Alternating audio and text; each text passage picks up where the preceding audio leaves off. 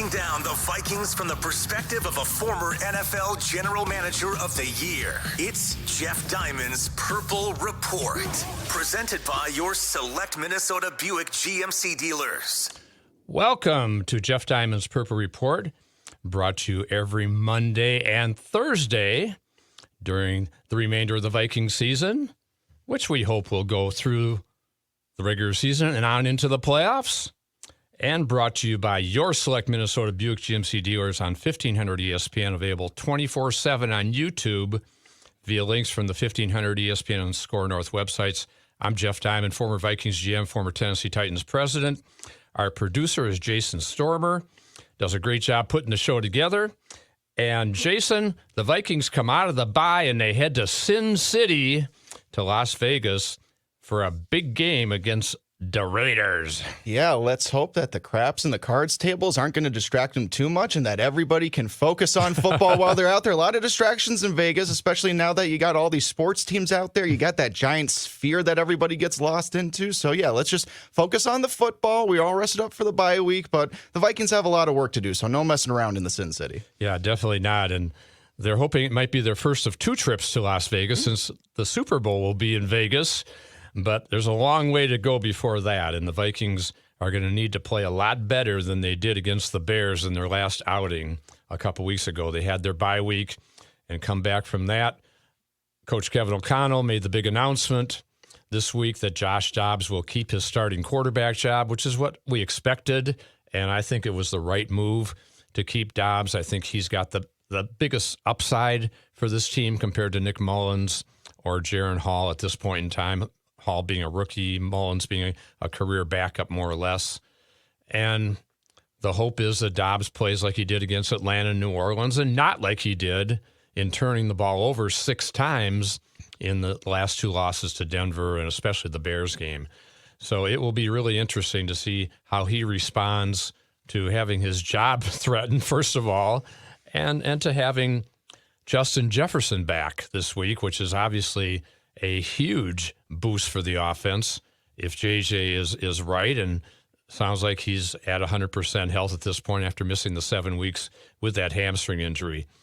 The Vikings head to Vegas, 6-6 record at this point. Things looked really good when they were 6-4, and they had about 80% chance to make the playoffs. Now they're in the 40 to 50% range to make the playoffs after dropping those 2 games, but they still hold the number 6 seed in the NFC on the basis of tiebreakers, even though they have the same record as 6-6 as the Packers, the Rams, and the Seahawks.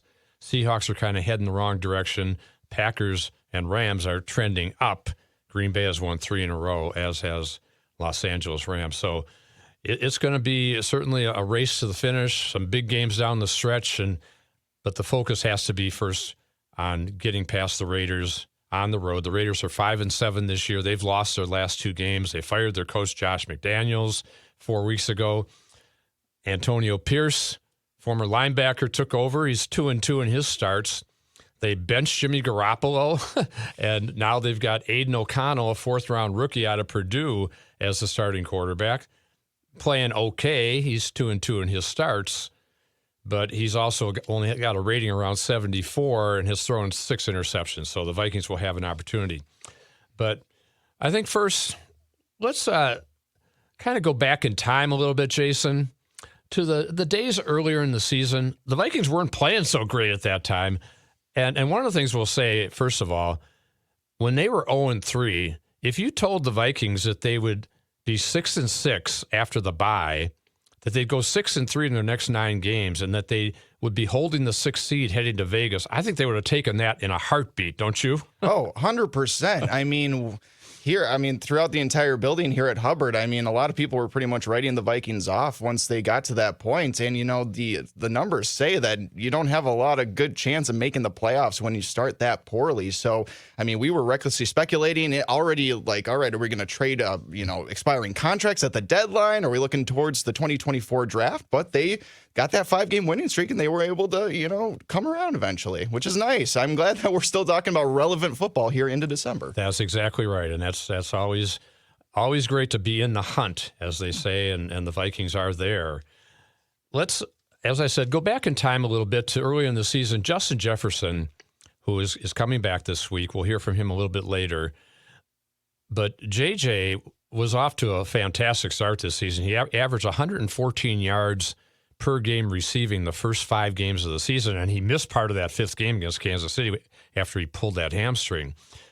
And so Jefferson, I just kind of want to relive a couple of the good days early in the season, even though it was a game the Vikings lost against the Chargers. But JJ made a lot of big plays in that game, had 7 catches for 149 yards and a touchdown. Let's look at a couple of his plays, starting with this diving catch on the sideline. Right on the inside edge of the numbers. And Cousins with time finds Jefferson again, a diving catch, sprawled out at the 15, got back up and got a couple of extra yards. That's the kind of talent that he has that he's going to bring to the table this week, lest we forget. JJ also had a nice touchdown reception in this game. USC guy, no surprise. 2nd and 14 at the 48. Oh, what a strike. Oh, Justin Jefferson on the run. Jefferson will not be caught. It's a touchdown.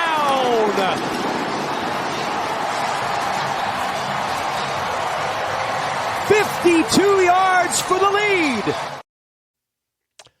That's the kind of player that is going to provide a boost to the lineup this week. And I think as much as his talent level and what he brings to the field, I think it just changes the dynamics of the offense so much, because he's going to command double teams most of the time as long as the Raiders perceive right away that he's 100%. And I think the Vikings need to go to him early in this game to prove that. But it's going to open things up for Jordan Addison, who kind of hit a rookie wall maybe a couple weeks ago. Maybe the bye week will help rejuvenate him. TJ Hockenson, the Raiders are not very good against tight ends, and so he'll have an opportunity. He's already established a good connection with Josh Dobbs. I think another key, obviously, for this particular game against the Raiders, the offensive line has got to do a much better job protecting Dobbs. He was pressured 44% of the time against Chicago. That can't happen. They have to be better than that. And that was against a Bears team, even though they had added Montez Sweat, but that was against the Bears, who had ranked last in the NFL in sacks. So facing the Raiders, Max Crosby, he's a whirling dervish out there. He is a phenomenal player. He's battling a knee injury, missed some practice this week, but we'll see how that shakes out with Max Crosby going against Brian O'Neill, who had trouble with Montez Sweat. So if O'Neill, who I think is a great tackle, but if he's having difficulty with Crosby, who's got 11.5 sacks, then they may need to chip on him with a little bit of help from the tight ends and from C.J. Ham in this game. So we'll see how that all shakes out. But let's look a little more closely at the Raiders as we kind of break down their team and what they bring to the table. They've, as I said, 5-7 on the season. An offensively challenged team. They ranked 29th in the league on offense, which is a little bit surprising with the quality of players they have, but perhaps it talks to the protection that they've had, the changes at quarterback, the turnovers. And turnovers are going to be obviously a key to this game, because both teams have had difficulty in the turnover ratio. The Vikings -8 ranks 29th. The Raiders are -7, both near the bottom of the league. O'Connell has thrown, and when I say O'Connell, I'm talking the Raiders O'Connell. Not to get the them Vikings confused. O'Connell. Yeah, maybe they're long-lost relatives somewhere down the line. I'm that not sure. could be. We don't know. But, yeah, certainly Aiden O'Connell has had some issues. He's thrown 6 interceptions this year. So the Vikings could have some opportunities. They're going to be healthier after the bye. They get a Caleb Evans, their starting cornerback, returning. But he's been up and down in coverage this year. The secondary as a whole has had some good moments, some bad moments, such as DJ Moore's 36-yard catch that set up the winning touchdown against the Bears. But the Raiders, looking at them, 29th on offense, 20th on defense, not doing anything special. Josh Jacobs led the league in rushing last year, and his numbers are way down this year comparatively. His yards per carry has dropped significantly from 4.9 to 3.5, and the Raiders rank 31st in the league in rushing. The Vikings rush defense, number 7. So you have to figure the Raiders are going to they're going to try to run the ball a little bit, and we'll see in some of these highlights. Jacobs still is an explosive back, but the pass rush is going to be critical. The pass defense is going to be critical. The secondary, because they're going against a team with 3 good receivers in Devontae Adams, who has been a Viking killer over the years in his Packer days. Jacoby Myers, a very good receiver they signed in free agency from New England, and Hunter Renfrow. So the Packers or the Raiders have some quality on that team, definitely. But let's look at a couple Raider highlights from their game 2 weeks ago against the Kansas City Chiefs, where the Raiders jumped off to a 14-0 lead, and then the Chiefs roared back for a 31-17 win. Early in the game, here's Devontae Adams showing again the kind of talent he has on a long gainer. Fake to Jacobs, Miller the block. Time for O'Connell. Downfield he goes. Caught by Adams. Run out of bounds on the play. And following that was a touchdown pass from O'Connell to Jacoby Myers. It's 3rd down and 5. O'Connell. He's got him. Myers, touchdown.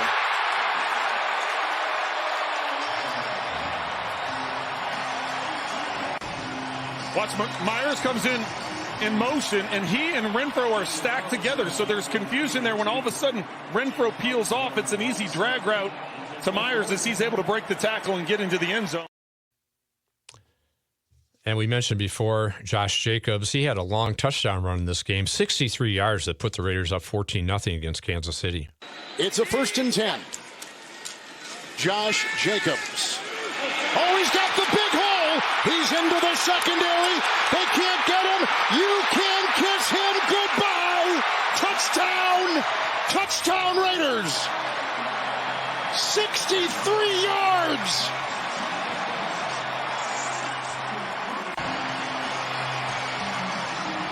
Tranquil comes up, and then all of a sudden, you got all these defenders along the line of scrimmage and nobody at the second level. As Jacobs gets through that initial wave, he's able to get up on top, and then it's the stiff arm that extends it into the end zone. So you can see the kind of quality running back that Josh Jacobs is, even though he's had a relatively down season.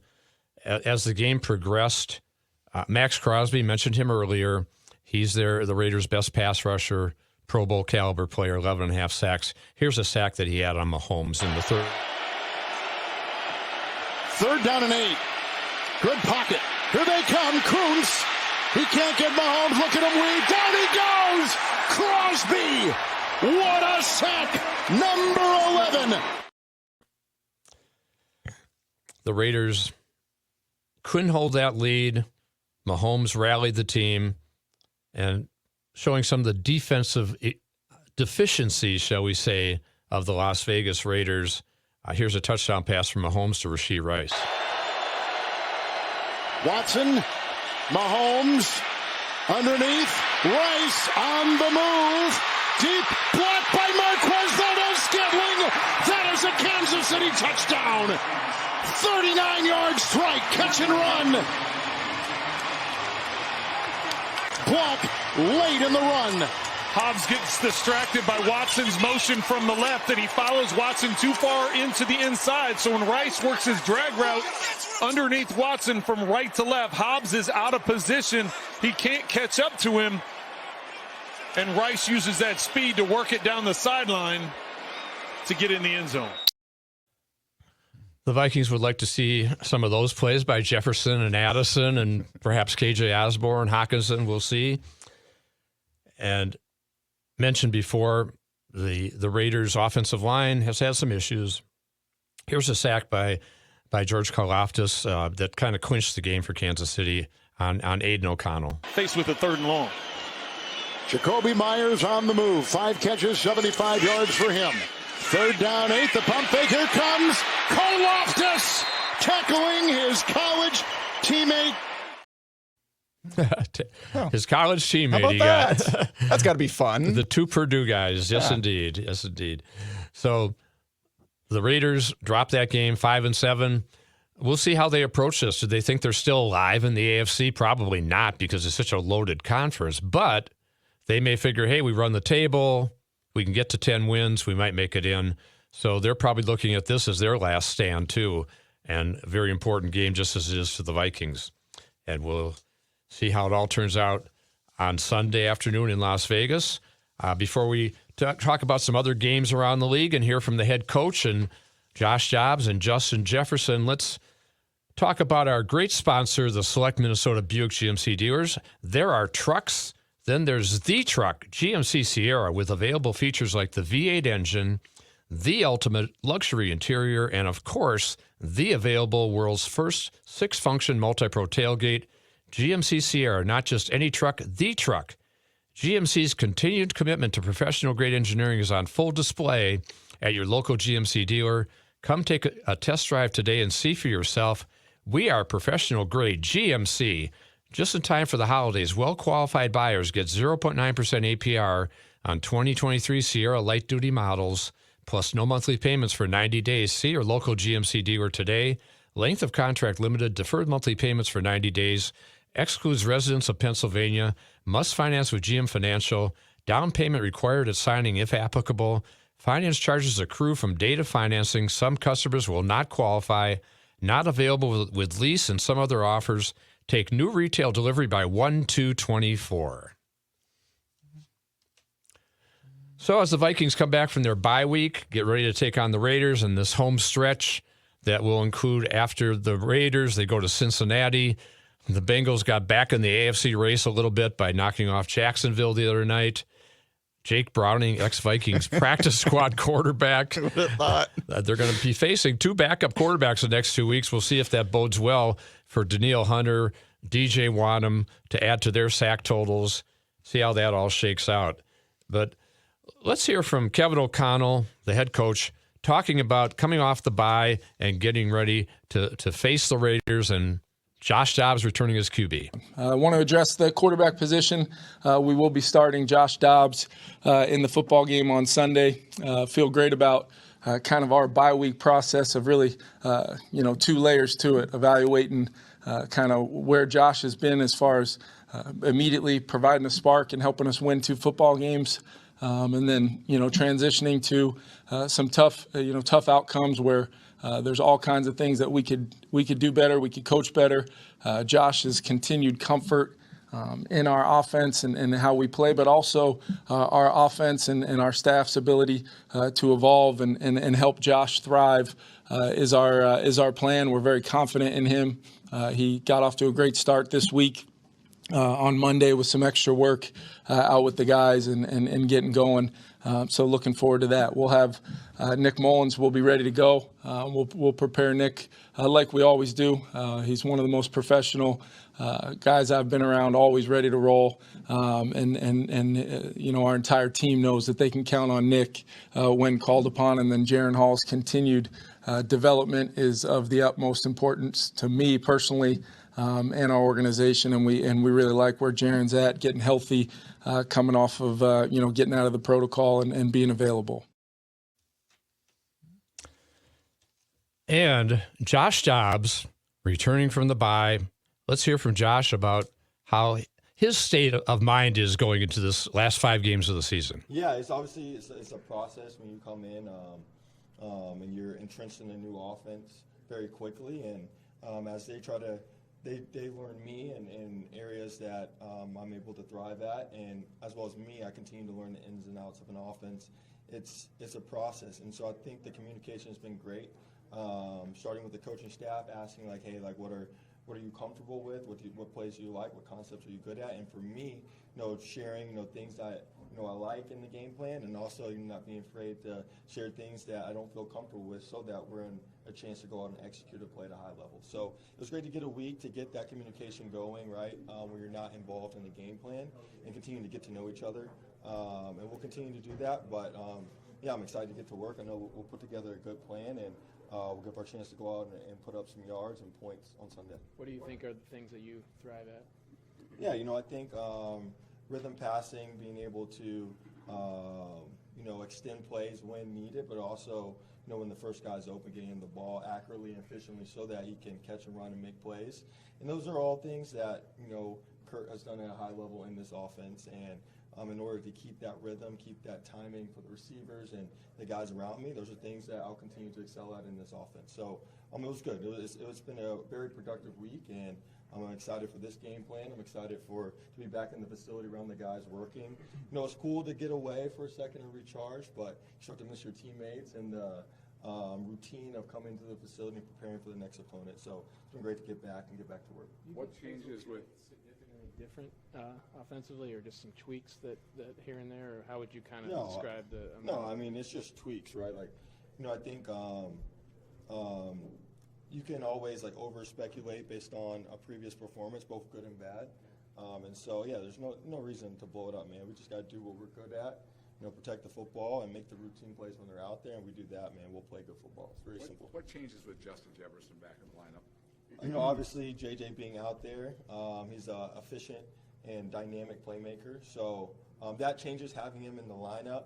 But for me, man, I got to still go through my same process and trust the plans and trust the game that, when the opportunities are there for him to get the ball, he'll get it. He'll go out and make a play. And when the opportunity is it for the ball to go somewhere else, those guys who have been making plays throughout the time and stepping up into those bigger roles, they'll make the play. So it's great to have JJ back, and we're getting up to speed as quickly as possible so that we can hit the ground running on Sunday.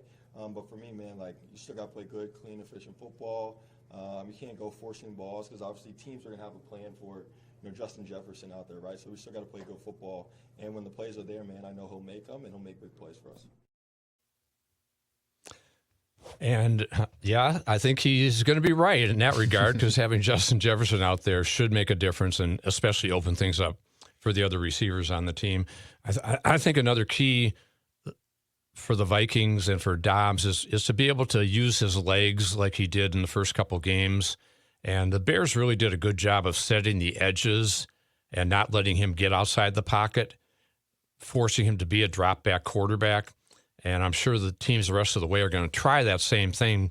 But if the Vikings can get the running game going with Madison and Chandler, like they did in Denver, not so much against the Bears, but the Bears were leading the league in rush defense, I think that's going to be a key for Dobbs to be able to balance the offense and set up play action, and maybe then he can get outside the pocket and run a little bit for some first downs. That'll be a key. And then, of course, conversely, the Vikings need to be able to put pressure on O'Connell as a young quarterback. I think that's going to be really interesting part of the game, Jason, to see how Brian Flores plays it. O'Connell, as a rookie quarterback, actually has been pretty good against the blitz. He's got a 93 rating against the blitz. Not so good when teams drop in coverage. So I expect the Vikings to kind of fake the blitz a lot and drop back and force him to make decisions. That'll be interesting. But still, their MO is going to be to blitz too and send guys like Metellus after the quarterback. And so it's going to be a good chess match to see how Brian Flores approaches this game. All I know is that if, heaven forbid, the Raiders are driving down the field to win the game against the Vikings and the Vikings do not blitz like they didn't blitz against the Chicago Bears, I'm going to be a little disappointed if we decide to pull back a little bit and try to actually work on Aiden O'Connell's stat line in that case. You know what I mean? At that point, you just got to bring the blitz and you got to go for it. Let's not have a repeat of that Bears game if by chance you find that self in that scenario. I would agree. I would agree with you, even though he is been pretty good against the blitz, but let's test him. Yes. For sure. Yes. And the other thing, when you blitz, you also have a good chance to get Danielle Hunter singled up as he's a pass rusher, which is obviously important. He's having such a great year. Mm-hmm. Let's hear again from our great sponsor, the Select Minnesota Buick GMC dealers, and then come back and talk about some other big games around the NFL. And let's get Jason and my pick this week. Sounds good. There are trucks, then there's the truck, GMC Sierra, with available features like the V8 engine, the ultimate luxury interior, and of course, the available world's first 6-function multi-pro tailgate. GMC Sierra, not just any truck, the truck. GMC's continued commitment to professional-grade engineering is on full display at your local GMC dealer. Come take a test drive today and see for yourself. We are professional-grade GMC. Well-qualified buyers step up to GMC with 0.9% APR on 2023 Sierra light-duty models. Plus, no monthly payments until 2024. See your local GMC dealer today. Length of contract limited. Deferred monthly payments for 120 days. Excludes residents of Pennsylvania and Maine. plus finance with GM Financial. Down payment required at signing if applicable.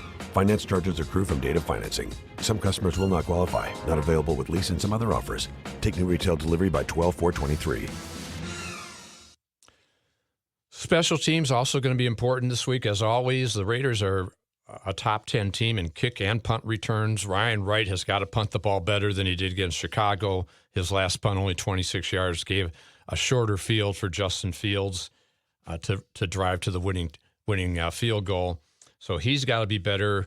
Ex-Viking Daniel Carlson is the Raiders kicker, and he's been a Pro Bowl kicker for the Raiders, but he also missed a 30-yarder against the Chiefs, which was really costly early in the game. He's got 4 misses this year. So Greg Joseph needs to outkick Daniel Carlson. We'll see how that turns out. Let's do our picks here, Jason, and then talk about some other big games around the league. I'll start out. I think the Vikings will do enough on offense, running the ball, throwing the ball, play action, protecting Dobbs better, and Dobbs maybe making a few more plays with his legs. I think Jefferson makes a difference. Even if he doesn't produce a 100-yard game, the fact that he's going to command so much attention, double coverage, and so forth will help the other players make big plays. I think the Vikings defense can get after the young quarterback O'Connell, and I see Flores and company forcing a couple turnovers in the game, and so I've got the Vikings leaving Las Vegas with a 24-17 win. How do you see it, Jason? I believe, if my prediction is correct from yesterday, I said that the Vikings would win 29-23. I choose to be an optimist most of the time when it comes to my Minnesota Vikings. And now that the Green Bay Packers are basically tied with us for a playoff spot, I want to do everything in our power to make sure the Packers do not make the playoffs. And that means the Vikings need to keep pushing for the playoffs. I know we've had this debate, especially this last week, not knowing who the quarterback's going to be against the Raiders. Should we start Jaron Hall? Should we start Nick Mullins? Should we start Josh Dobbs? My answer to that was always start the guy who's going to win you the game or give you the best chance to win. I don't think now is the time to start prospecting and seeing what we have for 2024. We got to keep these cheeseheads out of the playoffs, if you ask me. So the Vikings got to keep winning, and so I predict them to go to the Sin City, get a W, 29-23. And if the Packers get in as a 7th seed and the Vikings are 6 and the Vikings go to Detroit, that's okay, because then the Packers are going to run into San Francisco or Philadelphia first round, and they'll be done in a hurry. Jordan Love, even though he's playing very well. Yeah. But you look at these games this weekend, Jason, and I think there's some really interesting matchups. The game of the week, of course, are the Philadelphia Eagles coming off getting thrashed by San Francisco 42-19 last week, with Deebo Samuel running wild and Brock Purdy throwing 4 TDs.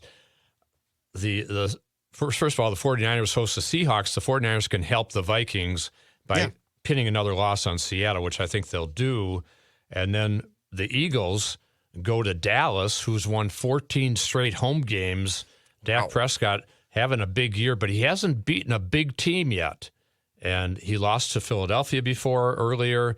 They got clobbered in San Francisco. So this is kind of a litmus test for Dak Prescott this week too. And we'll see how that one turns out. I like the Cowboys. I don't like the Cowboys, but I think they're going to win the game. I think Jalen Hurts is a little banged up, so I'll take them. And you look at a couple other big games involving the Vikings' key competitors in the NFC North.